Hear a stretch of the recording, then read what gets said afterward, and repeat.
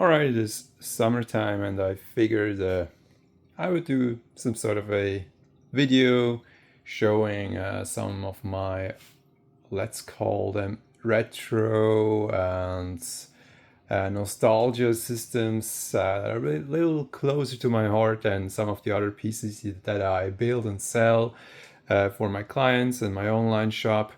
This is my workspace where I have all of the systems ready and boxed up. Yeah, that's how I operate. This is basically the Infinity Gaming workspace, if you want to. And every now and then I get my hand on hardware that I have some history with, that I have a lot of experience with, working on and tweaking on them. And right now I have two systems here that I specifically built for myself. They're not up for sale. They're very likely never going to be up for sale because they are systems that I'm gonna keep as a collector's piece. Something that I'm sometimes a little bit afraid that some of the hardware just one day won't be, I just won't be able to buy them anymore, kind of getting unobtainable. And these are the systems. One of it is an X58 system. It uses an Asus P6 X58 board. And one thing that is very special about it is that I just want to show you the inside because it's a little easier without the glass. I modified the chipset cooler to having a water block on it because with this era of motherboard you are actually overclocking using the BCLK, the base clock, which is controlled by the North Bridge, meaning you also have to increase the voltage on the North Bridge, which produces way more heat that let's say the OEM coolers. Even though this board has a very good cooler on it, or had a very good cooler on it, it could overload the cooler if you're running it at extremely high voltages and clock speeds. I don't think this mod would have been 100% necessary in this case, but I just like to tinker around on it, and that's what I did. I cut off some of these fins, sanded it down, and put a chipset cooler on there next to the rest of the system, which is also water cooled. It is running, I think, an X56 X79 Xeon 6-core. It is running at 4.4 gigahertz. That is all read out correctly by Cinebench. Some of the other settings are not read out correctly, especially in the task manager, where it would show that the memory is running at 1333, which is not correct. It is running at 2000 megahertz actually. I will show that in the BIOS just in a minute. And it also has a GTX 1080 in it. The GPU is not very important to me. I got it for very cheap with the water block attached to it already. I think I paid $30 for it. And I took the water block off, cleaned it, all things, and put on liquid metal in between the block and the GPU. And one very, very cool mod to this motherboard is that it actually runs natively off of an NVMe drive, and without having to use some sort of a USB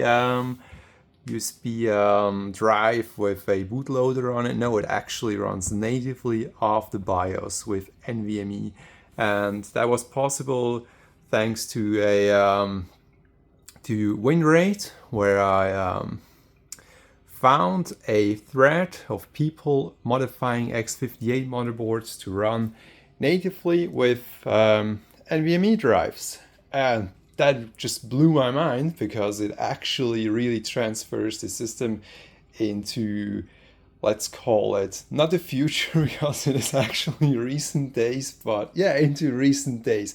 It makes it more up to date if you want to.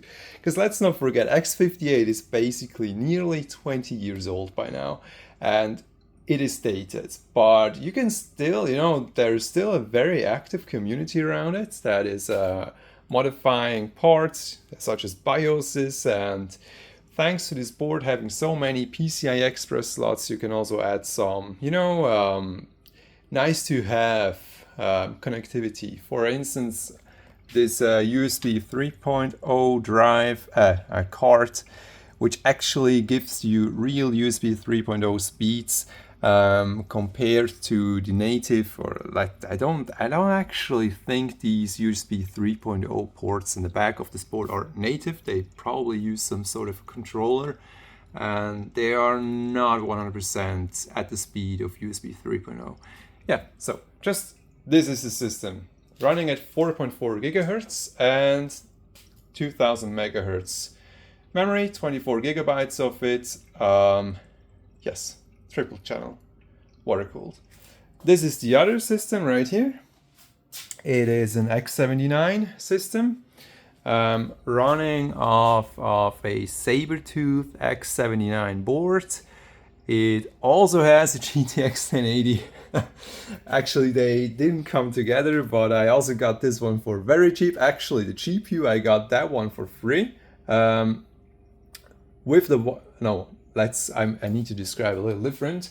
I actually got this GPU for I think $20, and it came with the water block. However, the connectors, display connectors, they were broken. So I thought maybe there was my original thought behind all of that, that I could use this GPU if it worked with the water block in an SLI setup in this X58 system, just using the display adapters on one of the cards, because it is actually not very necessary to have the display ports on the secondary card in an SLI setup.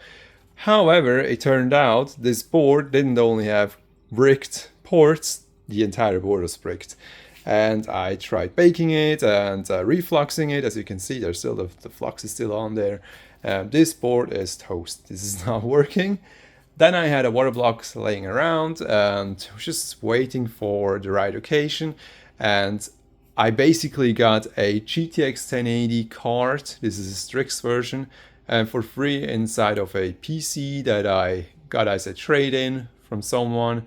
And I just, smacked the water block on there and had it laying around waiting for a system or a project to be put into, which is this project right here, because the GPU is not that important to me. It is all about the platform. So X79 it is running in i7 3930K at 4.8 gigahertz right now.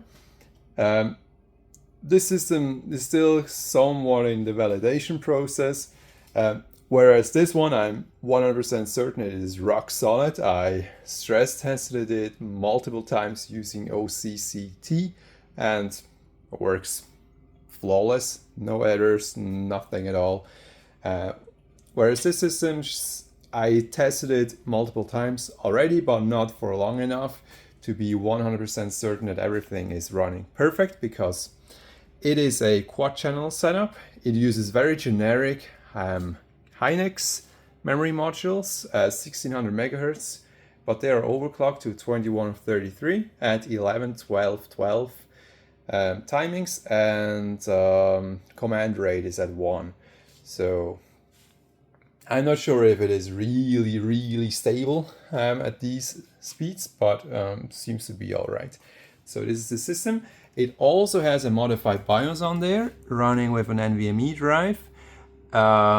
These BIOSes are very easy to get by. You can actually just Google Sabertooth X79 NVMe BIOS, and you will find a thread where you can just download the BIOS. Whereas with this system, I had to open up a request asking people to help me out, yeah, just hand making a BIOS for this board to be able to run with an NVMe drive. It is very specific. The BIOS is basically written for this specific NVMe drive to work inside of this system. So if this drive, let's say it dies and I want to replace it, I would have to buy the exact same drive again for it to work.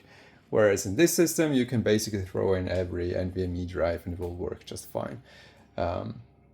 As this one is a hardware hack, it basically needs to run UEFI to be NVMe compatible, but this board really is not UEFI ready, whereas this one already has UEFI support from the get-go.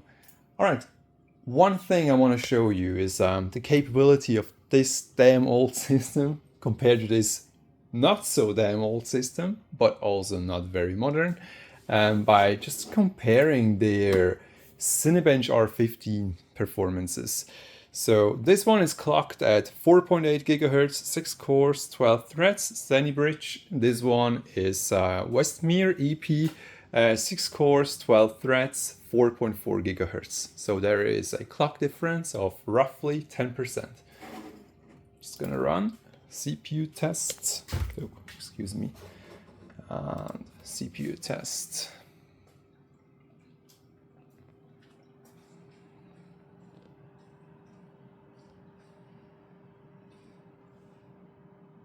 Now obviously the 3930K is gonna be faster. It also started earlier, but how big is the difference actually going to be?